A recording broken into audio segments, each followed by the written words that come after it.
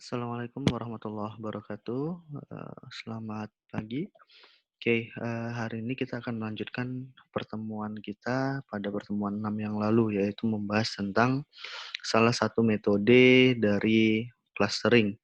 Nah, minggu lalu sudah saya bagikan, ini adalah penelitian yang pernah saya lakukan. Oke. Nah, jadi metodenya yaitu metode K-means clustering. Oke. Nah, dari paper yang saya bagikan, bahan yang saya bagikan kemarin, di sini, di bahan yang saya bagikan itu menceritakan tentang bagaimana caranya, kita melakukan pengelompokan terhadap, data yang sudah diproses sebelumnya. Oke, jadi di sini sebenarnya judul penelitiannya yaitu, tentang pelayanan ya, untuk pelayanan sekolah baik atau tidak gitu. Oke, jadi berdasarkan dari data ini nanti kita coba olah. Nah, di sini ada analisa dan perancangannya, ini pendahuluan, boleh kalian baca, lalu ada arsitektur sistem. Jadi di arsitektur sistem ini nanti kita akan, nah ini dia, arsitektur sistem ini langkah-langkahnya ya. Yang pertama adalah, datanya dulu, database. Oke, jadi di dalam Kamins ada beberapa langkah. Nah, langkah yang pertama yaitu tentukan dulu jumlah klaster yang akan kita bentuk. Oke, seandainya kita mau melakukan pengelompokan, maka kita tentukan dulu mau dijadikan berapa kelompok nanti. Oke, itu yang pertama. Tentukan dulu jumlah klasternya atau jumlah pengelompokannya. Yang kedua, tentukan pusat klaster awal. Oke, jadi untuk mencari perhitungan selanjutnya, kita harus tentukan dulu pusat klaster awal. Jadi untuk menentukan pusat klaster awal ini dipilih secara random, nanti saya jelaskan ya. Pilih secara random. Lalu berikutnya adalah melakukan perhitungan jarak, oke, Euclidean distance. Oke, jadi perhitungan jarak antara data dengan pusat klaster. Nah, setelah dilakukan perhitungan jarak, baru kita bisa melakukan pengelompokan data, lalu muncullah hasil perhitungan, dan yang terakhir lakukan perancangan sistem. Oke, jadi sebenarnya langkah-langkahnya hanya tentukan jumlah klaster, tentukan pusat klaster awal, lalu lakukan perhitungan jarak, dan yang berikutnya adalah pengelompokan data, lalu hasil. Oke. Nah, dari gambar di atas, dengan menggunakan metode clustering dengan, teknik K-means atau K-means dilakukan dengan beberapa tahap, yaitu pembentukan database, tentukan jumlah, dan seterusnya. Oke, lalu, di sini ada pengumpulan data, data yang saya gunakan itu sebanyak 80, oke. Di sini datanya berbentuk hasil kuesioner ya, hasil pengisian kuesioner dari siswa sebanyak 80 siswa yang diambil secara random atau dipilih secara random pada Desember 2017. Oke, nah sampel datanya seperti ini. Oke, nah ini sampel datanya, ada NISN-nya, ada nama, ada jenis kelamin, lalu nah di sini saya memiliki 5 variabel untuk melakukan penilaian terhadap sekolah. Yang pertama ada penilaian terhadap pengajarnya. Oke, lalu penilaian terhadap fasilitas, konseling, lokasi, dan keamanan. Oke, jadi yang dinilai oleh siswa-siswa tadi adalah ini dia, ada pengajaran, fasilitas, konseling, lokasi, dan keamanan. Dari 5 variabel ini nanti kita bisa tentukan si yang memilih sekolah ini pelayanannya baik berapa orang, yang cukup berapa orang, dan yang kurang baik ada berapa orang. Oke, nanti bisa kita lihat hasilnya. Oke, jadi ini datanya ada sebanyak 80. Oke, kalau dilihat di sini, jenis penilaiannya ini saya buat tertutup ya, artinya sudah saya batasi dengan nilai 2, 4, 6, 8, dan 10. Nah, maksudnya 2, 4, 6, 8, 10 ini apa? Nanti kita lihat. Oke, nah data yang diproses sebelum dilakukan pengolahan data berdasarkan variabel yang digunakan, data yang telah diperoleh harus dibuat dalam klasifikasi. Hal ini dilakukan karena seluruh data nilai kinerja pegawai yang akan digunakan dalam bentuk angka, nilainya bervariasi antara satu dengan yang lainnya. Data nilai kuesioner sebanyak 80 data yang akan diproses dapat ditunjukkan pada tabel 4.2. Oke, lalu kita masuk ke pemrosesan ya, pemrosesan dari metodenya sendiri. Ya, analisa metode clustering dengan teknik K-means. Berikut adalah tahapan-tahapannya. Oke, yang pertama 451 yaitu menentukan jumlah cluster. Oke, tadi tahapannya adalah yang pertama tentukan jumlah cluster. Oke, jadi di sini berdasarkan kriteria penilaian yang ada di dalam tabel 4.2, maka dapatlah diasumsikan variabel-variabel yang akan digunakan untuk memproses data. Ada 5 variabel tadi. Oke, di sini nanti saya akan ganti biar nggak terlalu susah. Pengajar itu menjadi V1, variabel aspek fasilitas V2, konseling V3, lokasi V4, keamanan V5. Oke, sebagaimana diperlihatkan pada tabel 4.3, nanti ada di bawah tabelnya. Nah, berdasarkan data tersebut, maka akan terbentuk 3 klaster yang akan dijelaskan pada tabel 4.5. Oke, jadi sini saya menentukan ada 3 klaster atau akan ada 3 pengelompokan. Oke, apa-apa saja 3 klasternya? Nah, ini tadi datanya ya, 4.2. Oke, ada 80 data. Lalu di 4.3, ini atributnya. Oke, atributnya pengajar, fasilitas, konseling, lokasi, keamanan, saya ganti menjadi bentuk variabel V1, V2, V3, sampai V5. Oke, nah lalu ada nilai bobot, ini angka-angka tadi ada 24, 6, 8, 10. Oke, jadi saya menggunakan skala ya. Dalam pembobotan ini nilai 10 itu adalah sangat baik, 8 baik, 6 cukup, 4 kurang baik, 2 sangat kurang. Oke, jadi ada 10, 8, 6, 5, 4, 2 dengan tingkatan penilaian masing-masing. Nah, lalu berikutnya klaster yang dibentuk ada 3, yaitu klaster 1 untuk baik, klaster 2 cukup, 3 kurang. Oke, jadi ada klaster 1 baik, 2 cukup, 3 kurang. Nah, setelah kita tentukan jumlah klasternya, yang berikutnya kita harus menentukan pusat klaster awal.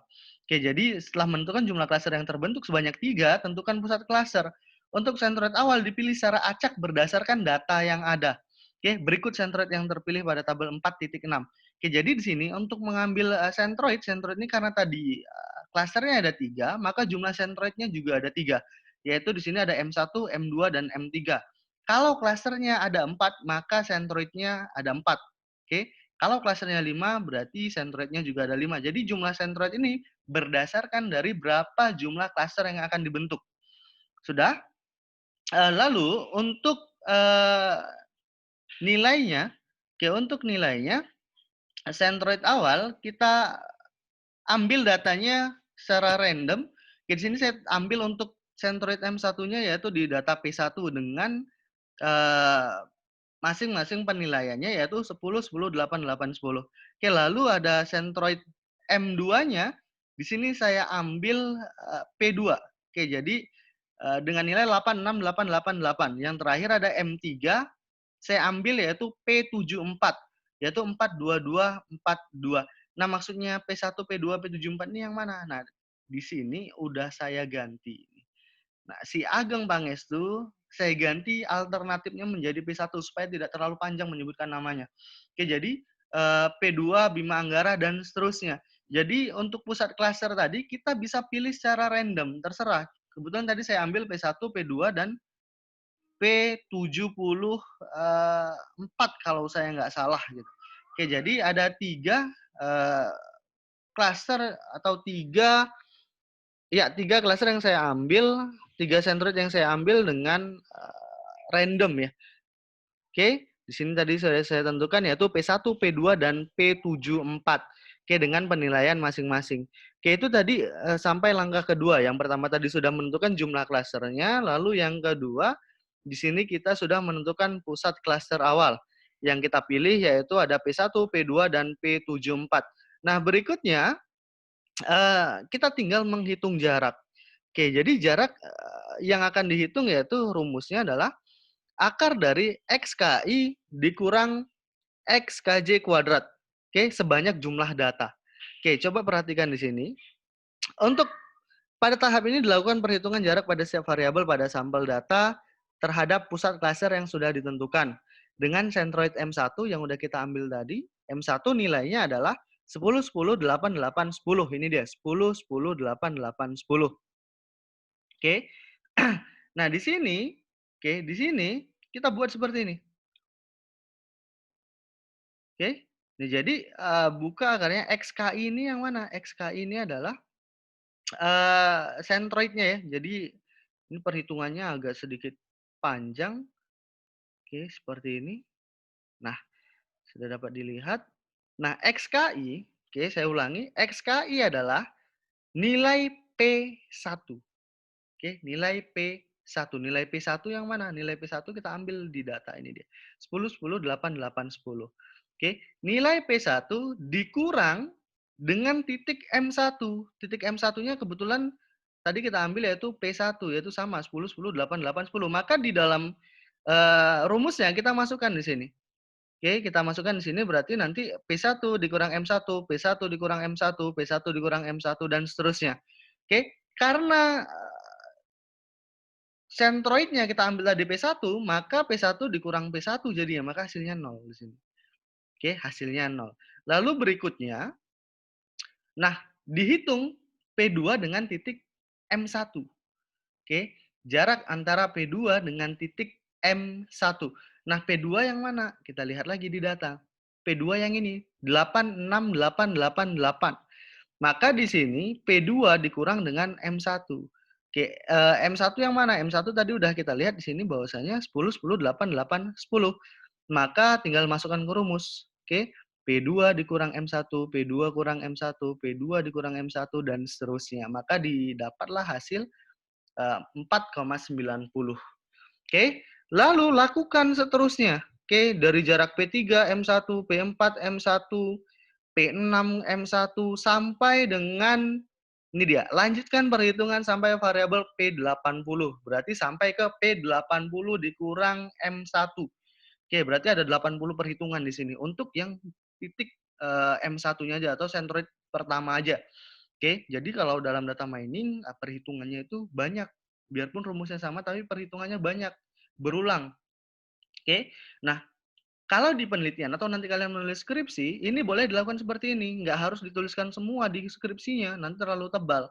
Boleh dibuat seperti ini. Lanjutkan perhitungan sampai dengan variabel P80. Oke, berarti sampai di P80 dengan titik M1.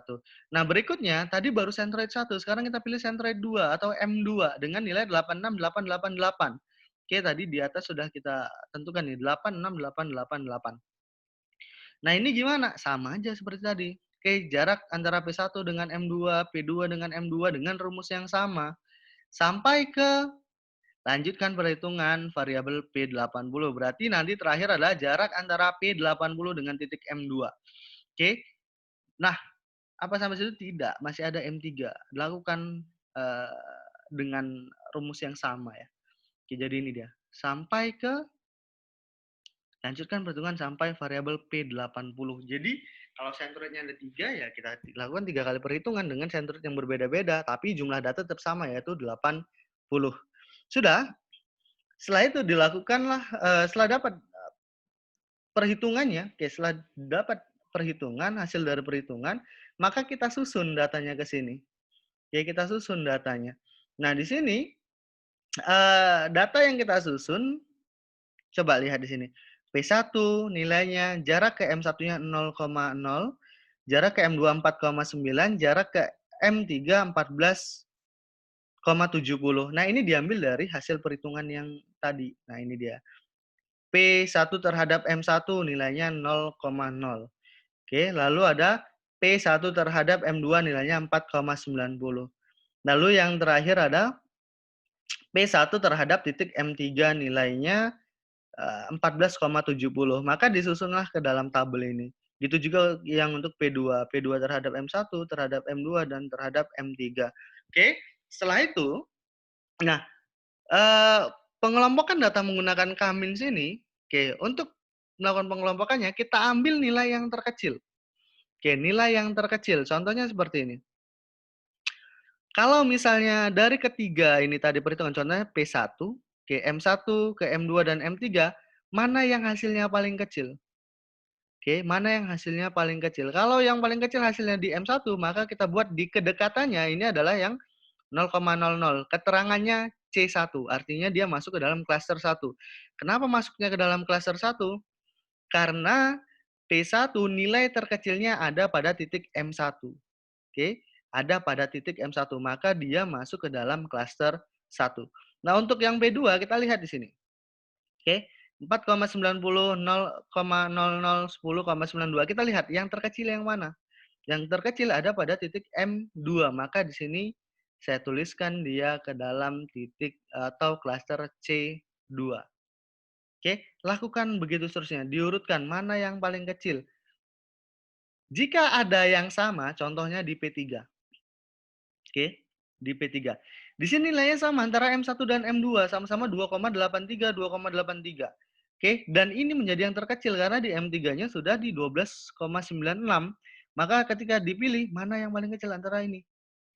Jawabannya sama. Kalian boleh pilih antara salah satu, mau di C1 atau di C2.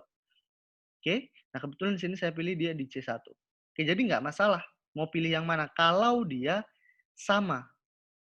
Oke, kalau nilainya sama kita boleh pilih salah satu. Mau diletakkan di mana. Oke, nah lakukan sampai P80.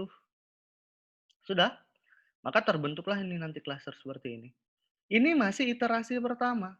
Oke, lalu yang ini tadi, ini kan data masih random nih. C2, C2, C1, C1, C2. Lalu kita susun hasil perhitungan sesuai dengan klaster. Artinya kita susun berdasarkan klasternya di sini. Oke, yang masuk klaster pertama ini ada P1, P3, P4, dan seterusnya. Klaster 1 tadi penilaian baik ya. Berikutnya ada, ini masih C1, ternyata yang nilai baik itu ada banyak. Oke, lalu masuk ke C2, ini yang penilaian cukup. Oke, sudah dikelompokkan seperti ini. Dan ada yang ngasih penilaian C3 sebanyak 5 orang. Oke, maka dapat ditarik kesimpulan. Oke, dapat kita tarik kesimpulan yaitu C1 memiliki jumlah anggota sebanyak 50 orang. Artinya yang masuk ke dalam klaster 1 ada 50 orang. Nanti boleh kalian hitung. Jumlahnya ini yang C1 ini ada 50. Oke. C2 ada 25, C3 ada 5 orang. Oke. Apakah sampai di situ? Tentu saja tidak. Oke, ini masih iterasi pertama. Di sini saya kasih keterangan lanjutkan iterasi sampai posisi anggota klaster sudah tidak ada yang berubah lagi. Artinya nanti ketika kita menghitung di klaster yang baru, oke, pada iterasi kedua, jumlahnya ini harus sama. Artinya C1 50, C2 25, C3 5 orang. Kalau nanti artinya misalnya P20 dia masuk ke klaster 2, ketika dihitung sekali lagi, ternyata dia berubah menjadi klaster 3, maka harus dilakukan perhitungan ulang lagi atau iterasi kedua. Nah, jadi kita cari iterasi kedua untuk rumusnya. Nah, setelah diketahui anggota tiap-tiap klaster, kemudian pusat klaster baru dihitung. Untuk melakukan iterasi kedua berdasarkan data anggota tiap-tiap klaster sesuai dengan rumus pusat anggota klaster, yaitu mencari nilai rata-rata dari setiap klaster. Oke, jadi seperti ini. Nah, di sini titik pusat awal M1, kalau tadi pertama kali kita tentukan pusat klasternya secara random, yang kita ambil ada P1, P2, dan P70 sekian, saya lupa. Oke, nah di sini kita tentukan lagi pusatnya, oke, titik pusatnya atau titik sentroidnya, tapi tidak secara random lagi. Oke, tidak secara random lagi. Lalu bagaimana caranya? Nah, di sini misalnya kita mau cari titik pusat M1. Oke, maka rumusnya adalah rata-rata M1. Oke, didapat dari mana? Nah, dapat dari sini. Oke. Nah, kalian jumlahkan ini semua. Ini yang M1. Kalian jumlahkan ini ke bawah semua sampai ini, sampai yang terakhir sampai di 50 ya. Nah, di sini sampai 50 ini dijumlahkan semua lalu dirata-ratakan. Oke, dirata-ratakan. Maka di sini saya dapat hasilnya sebagai berikut nih. Oke, ada 9,28. Oke, untuk yang M1 di K1-nya dan seterusnya. Oke, jadi dicari rata-ratanya. Oke.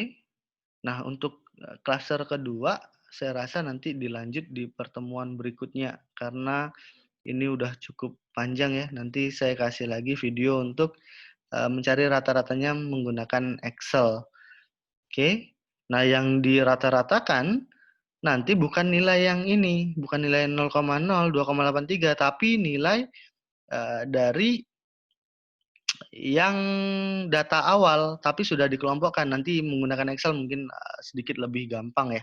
Itu nanti di lanjutan pertemuan berikutnya. Jadi untuk hari ini kita fokus sampai di iterasi pertama dulu, sampai di sini.